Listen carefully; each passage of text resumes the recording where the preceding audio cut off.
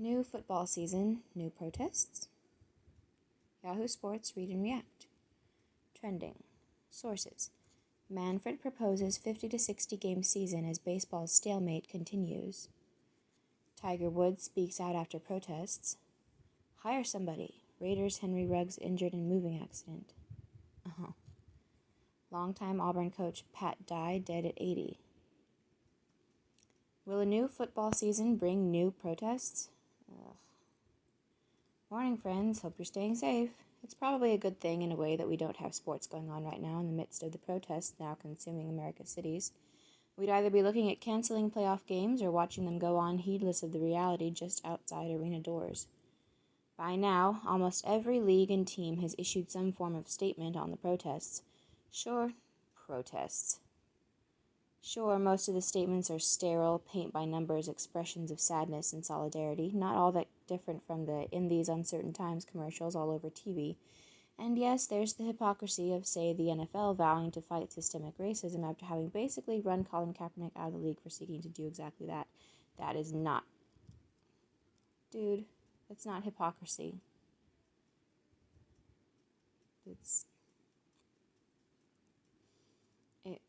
For him, it was a publicity stunt, and he got all he needed. But we're in a new day in America, a world far removed even from the days in 2016 when Kaepernick knelt to protest the kind of police violence that set off nationwide protests in 2020. Oh, brother. And speaking of Kaepernick, no, he's not coming back into the league. I saw his workout last November with my own eyes. He's not NFL-ready material anymore. But don't be surprised if the protests he staged virtually alone in 2016 become the norm in 2020. There's plenty of opposition, valid opposition, to the idea of protesting during the national anthem, but the acceptance of protesting in general has entered a new phase, and after this past week, a whole lot of individuals, including many who were silent during Kaepernick's day, are speaking up in support of protests. That doesn't mean that they should be doing any sort of demonstration when they're out on the field supposed to be doing their job. If you want to do something politically, it should be on your own time. As our Dan Wetzel notes, you need look no further than today's quarterbacks. Joe Burrow, Carson Wentz, and Trevor Lawrence are three white quarterbacks unafraid to express an opinion on racial issues when, in the not-so-distant past, they might have sat this one out. The times, they are a-changin'. Yeah, well, you know what? They're not working right now. They're doing that. They're expressing opinions on their own fucking personal time. This year's rookie class was at most freshmen in college when Kaepernick knelt. Some were still in high school. All have grown up in a world where protest in public spaces isn't an aberration.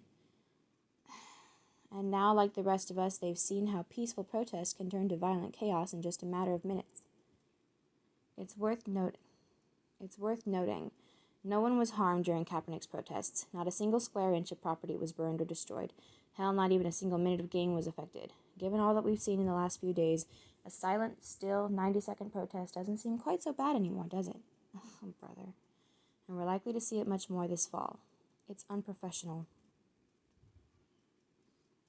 Thamel, how will college coaches handle the Floyd protests? Boxed in. Who is the best courtside celebrity fan in the NBA? Is it Jack Nicholson? Schwab, the strange story of Reggie Langhorne's retirement. The kicker, Gronk to the rescue. When in need of a little pick-me-up, we can always count on Gronk, who sadly lost his WWE 24/7 belt last night. There's a lot to unpack here, so here goes. 1. Did Gronk steal those sunglasses from Zach Morris? 2. Does he wear the 24/7 belt around everywhere he goes? 3. Finally, the shaking legs really sell it. Thanks, Gronk.